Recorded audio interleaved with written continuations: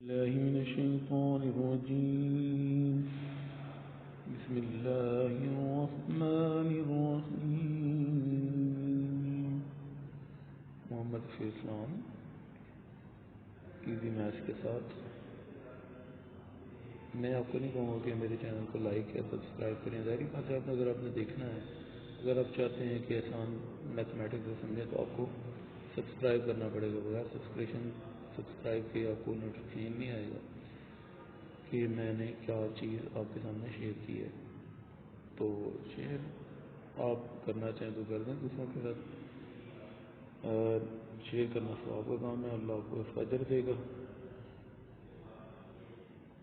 रब इश्रह ली सदरी वयस्सिर ली अमरी वहलुल उक़दतम मिन लिसानी यफ़क़हू क़ौली रब ज़िदनी इल्मा रब ज़िदनी इल्मा रब ज़िदनी इल्मा।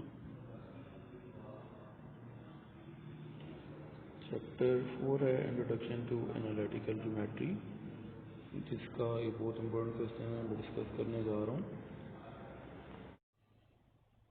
क्वेश्चन नंबर 5 में क्या है, the mid points of the sides of the triangle are. Mid points हमें ये दे दिए क्वेश्चन के अंदर। 1 -1 एक पॉइंट है, दूसरा मिड पॉइंट -4 और 3 है, तीसरा मिड पॉइंट -1 और 1 है। हमने क्या करना है, find the coordinates of the vertices of triangle. पहले हमें कोऑर्डिनेट्स दिए थे, मिड पॉइंट फाइंड करने थे। हमें मिड पॉइंट गिवन है और हमने कोऑर्डिनेट्स को फाइंड करना है। ठीक है, हमने कौन सा कोऑर्डिनेट फाइंड करना है, ए के कोऑर्डिनेट्स x1 y1 हम सपोज कर लेते हैं, बी पॉइंट के कोऑर्डिनेट्स को x2 y2 सपोज कर लेते हैं, सी पॉइंट के कोऑर्डिनेट्स को x3 y3 के इक्वल सपोज कर लेते हैं। एक मिड पॉइंट हमें ये दिया हुआ था 1 -1, दूसरा मिड पॉइंट हमें दिया था -4 -3 और तीसरा मिड पॉइंट हमें दिया हुआ था -1 और 1। मिड पॉइंट्स हमें गिवन थे, हमने वर्टिसेस फाइंड करने हैं। तो हम क्या करते हैं, एक पॉइंट को डी पॉइंट का नाम देते हैं, पहले वाले पॉइंट को, दूसरे पॉइंट को ई पॉइंट का नाम, और जो फोर्थ पॉइंट है उसको ई के बाद एफ पॉइंट का नाम हमने यहाँ पे दे दिया है।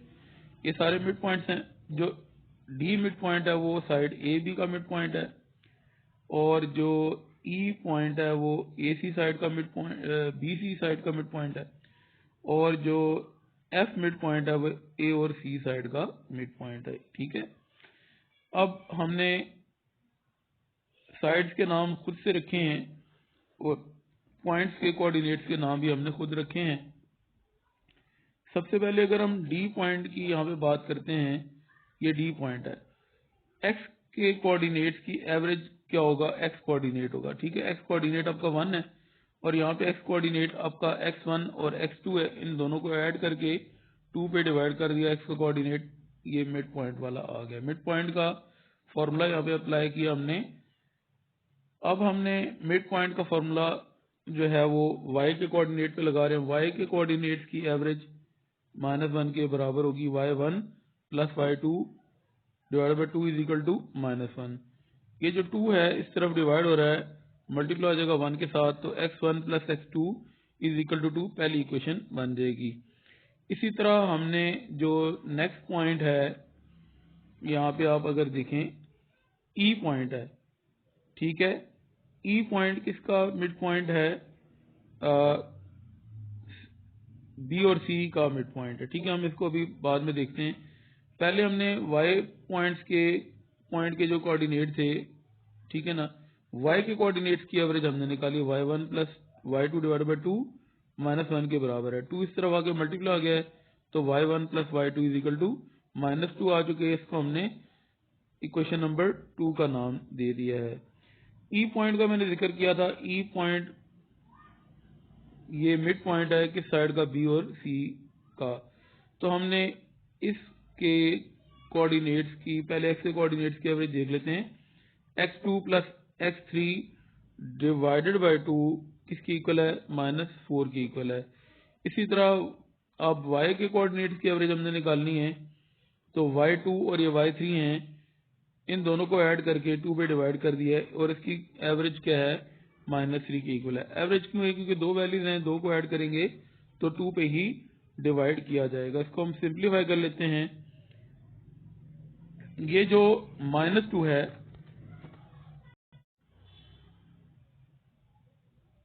2 4 के साथ क्या हो जाएगा, आके मल्टीप्लाई हो जाएगा। x2 plus x3 divided by 2 is equal to -4 था। अब आप 2 को 4 से मल्टीप्लाई करते हैं -4 के साथ, तो -8 हो जाएगा। x2 plus x3 is equal to -8 हमारे पास इक्वेशन बन जाएगी।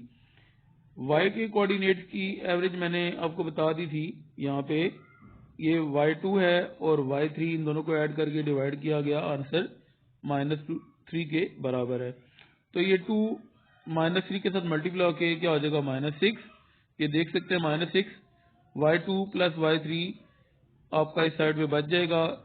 इसको इक्वेशन नंबर 3 का और इसको इक्वेशन नंबर 4 का नाम हमने दे दिया है। हमने 6 वैल्यूज हैं, कौन कौन सी ये जरा देख लेते हैं।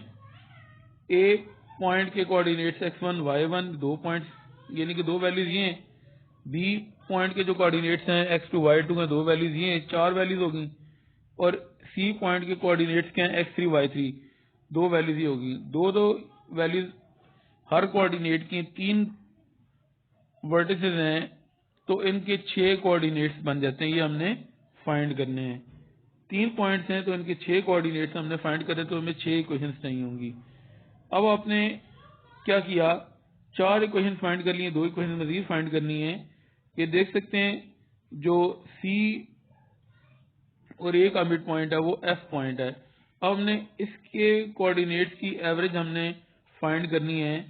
एक्स कोऑर्डिनेट y1 है और x3 है, इन दोनों को ऐड करके 2 पे डिवाइड किया जाएगा और आंसर क्या होना चाहिए, -1 होना चाहिए। x1 plus x3 divide by 2 -1 के बराबर होना चाहिए। यहाँ पे आप देख सकते हैं, पहले मैंने डायग्राम से आपको दिखा दिया, x1 plus x3 divide by 2 is equal to -1। अब हम y के कोऑर्डिनेट्स को यहाँ पे देख लेते हैं। y के कोऑर्डिनेट्स की एवरेज y1 और ये y3 है, इन दोनों को ऐड करके अगर 2 पे डिवाइड किया जाए तो इसकी एवरेज 1 होनी चाहिए। ठीक है, y1 plus y3 divide by 2 1 के बराबर होना चाहिए। आप यहाँ पे देख सकते हैं y1 plus y3 divide by 2 is equal to 1 आ चुका है। इसको फर्दर सिंप्लीफाई करते हैं, 2 मल्टीप्लाई हो जाएगा -1 के साथ, तो x1 plus x3 is equal to -2 हमारे पास आ जाएगी। इसको इक्वेशन 5 का नाम दे दिया है। 2 मल्टीप्लाई हो जाएगा 1 के साथ, तो 2 हो जाएगा y1 प्लस y3 इस तरफ बच जाएगा। इसको हमने इक्वेशन 6 का नाम दे दिया है। अब हम क्या करते हैं, हमने क्योंकि 6 वैल्यूज फाइंड करनी थी, 6 क्वेश्चन तो हमारे पास आ चुकी हैं। अब इनको ऐड या सब्ट्रैक्ट करके हमने एक वैल्यू फाइंड करनी है, फिर एक वैल्यू आएगी तो दूसरी फिर तीसरी, इस तरह हमारे पास ये 6 वैल्यूज आ जाएंगी। हम इक्वेशन 1 में से इक्वेशन 3 को सब्ट्रैक्ट करते हैं। ठीक है, इक्वेशन 1 आपके पास क्या है, x1 plus x2 is equal to 2 है, और इक्वेशन नंबर 3 आपके सामने x2 plus x3 is equal to -8 है। जब सब्ट्रैक्ट करते हैं साइन चेंज हो जाते हैं, ये प्लस x2 था -x2 में कन्वर्ट हो चुका है, ये प्लस x3 था -x3 में कन्वर्ट हो गया है, -8 प्लस 8 में कन्वर्ट हो चुका है। अब अगर आप देखते हैं यहाँ पे कौन सी वैल्यू कट होगी, x2 और x2 कट हो जाएगी। x1 माइनस x3 आपके पास बच जाएगा, 2 और 8 ऐड होके आपके पास 10 आ जाएगा। ये आ जाएगी इक्वेशन नंबर 7। अब हमने क्या करना है, इक्वेशन नंबर 7 आपके पास आ चुकी थी। इक्वेशन नंबर 7 और इक्वेशन नंबर 5 ये आपके सामने है, इन दोनों को हमने सॉल्व करना है। इक्वेशन नंबर 5 क्या है, x1 plus x3 is equal to -2 है, ये आपके सामने है। और इक्वेशन नंबर 7 आपके पास x1 minus x3 is equal to 10 है। इन दोनों को हम ऐड अगर करते हैं तो ऐड करने से दो वैल्यूज कट हो जाएंगी। x1 आपस में कट नहीं होगा, x2 और x3 कट होगा क्योंकि एक वैल्यू प्लस की और एक माइनस की है। x1 और x1 आपस में ऐड होके 2x1 हो जाएगा। 10 में -2 ऐड होते हैं तो 8 आ जाता है। क्योंकि x1 की वैल्यू फाइंड करनी है, 2 x1 के साथ मल्टीप्लाई हो रहा है तो इस तरफ आके 8 के नीचे डिवाइड हो जाएगा। 8 को 2 पे डिवाइड करते हैं तो x1 की वैल्यू 4 आ जाती है। अब x की एक वैल्यू आ चुकी है तो बाकी x2 और x3 आप अब फाइंड कर लेंगे आसानी से। x1 की वैल्यू क्वेश्चन नंबर 7 में पुट करते हैं। क्वेश्चन नंबर 7 आपके पास अभी मैंने यहाँ पे लिखी हुई थी, x1 minus x3 is equal to 10 है। x1 की वैल्यू 4 है और यहाँ पे x3 हमने एज इट इज लिखा इज इक्वल टू 10 आपने लिख दिया। ठीक है, ये आपके सामने मैंने लिखा हुआ है। अब 10 इस तरफ आके माइनस हो जाएगा और x3 इस तरफ आके प्लस हो जाएगा, क्योंकि x3 की वैल्यू आपने फाइंड करनी थी। 4 में से 10 माइनस होके -6 इसका आंसर आ जाएगा। आपके पास दूसरी वैल्यू आ चुकी है x1 के बाद x3 आपने फाइंड कर लिया है। x3 की वैल्यू आप इक्वेशन नंबर 3 में, 1 में, 5 में, 7 में, 4 इक्वेशन हैं, किसी में भी पुट कर सकते हैं।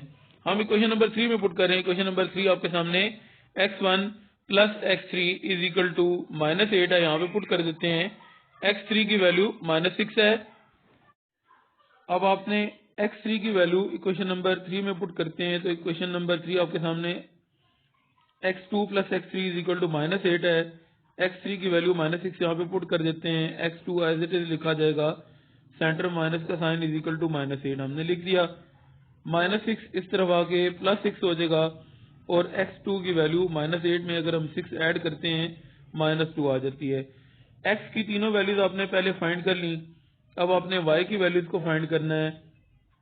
तो इक्वेशन नंबर 6 और हमारे पास इक्वेशन नंबर 8 है, इन दोनों को हम क्या करते हैं, सबसे पहले यहाँ पे, बल्कि एक स्लाइड यहाँ पे मिस हो गई है।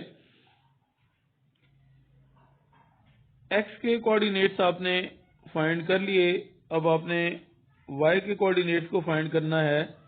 तो यहाँ पे इक्वेशन नंबर 2 में से इक्वेशन नंबर 4 हम अगर माइनस करते हैं तो इक्वेशन नंबर 2 क्या है, y1 plus y2 is equal to -2 थी। इक्वेशन नंबर 4 क्या थी, y2 plus y3 is equal to -6 थी। अगर हम सब्ट्रैक्ट करते हैं तो y2 का साइन चेंज होकर -y2 हो जाएगा, y3 का साइन प्लस था वो चेंज होकर माइनस हो जाएगा और -6 का साइन चेंज होकर 6 हो जाएगा। अगर हम इसको सिंप्लीफाई करते हैं तो y2 और ये y2 प्लस और माइनस का कट हो चुका है, y1 बच जाएगा और -y3। 6 में 2 माइनस करते हैं तो आपके पास आंसर 4 आ जाता है। ये क्वेश्चन नंबर 8 आ चुकी है। इक्वेशन नंबर 8 में 6 इक्वेशन को ऐड कर देते हैं। इक्वेशन नंबर 6 क्या थी, y1 plus y3 is equal to 2 थी। इक्वेशन नंबर 8 हमने अभी सिंप्लीफाई किया था, y1 minus y3 is equal to 4 था। अगर हम इन दोनों को सॉल्व करते हैं तो y3 और y3 कट हो जाएगा, y1 प्लस y1 2y1 हो जाएगा। 4 में 2 ऐड होते हैं 6 आ जाता है। आपने 2 के साथ y मल्टीप्लाई हो रहा है, 6 के नीचे आके 2 डिवाइड हो जाएगा, तो 2 डिवाइड करने से आंसर y1 का आ जाता है 3। अब y1 का जो आंसर आया है हम इक्वेशन नंबर 8 में पुट कर लेते हैं। इक्वेशन नंबर 8 आपके सामने ये वाली इक्वेशन थी, y1 minus y3 is equal to 4-3। अब हमने अगर यहाँ पे y1 की जगह पे 3 पुट कर देते हैं, -y3 इज इक्वल टू 4 हमने एज इट इज लिख दिया। आपने क्या करना है, y3 क्योंकि नेगेटिव है इस तरफ आके पॉजिटिव हो जाएगा और +4 इस तरफ आके माइनस हो जाएगा। 3 में से 4 माइनस करते हैं, -1 y3 का आंसर आ जाता है। आपने y1 की वैल्यू भी फाइंड कर ली, y3 की वैल्यू भी फाइंड कर ली। अब y2 आपने फाइंड करना है। y3 की वैल्यू आप किसी भी क्वेश्चन में पुट कर लें, हम यहाँ पे क्वेश्चन नंबर 4 में पुट कर देते हैं। इक्वेशन नंबर 4 क्या थी, y2 minus y3 is equal to -6 थी। अब y2 की जो वैल्यू है वो हमने फाइंड करनी है और y3 की वैल्यू -1 के बराबर है। y2 आपने एज इट इज लिखा, y1 की वैल्यू आपने -1 पुट कर दी इज इक्वल टू -6। ठीक है, आपके सामने लिखा हुआ है। -1 इस तरफ आके क्या हो जाएगा, +1 हो जाएगा। -6 में 1 ऐड करते हैं, -5, आपके पास y2 की वैल्यू आ जाती है। अब आपने x1 y1 लिखना है, तो x1 आपका 4 के बराबर था और y1 आपके सामने y1 आपके सामने अभी आया था 3, y1 ये आपके सामने 3। x1 4 के बराबर था और y1 ये आपके पास 3 है। अब आपने x2 y2 लिखना है। x2 की वैल्यू -2 थी और y2 की वैल्यू ये -5 है।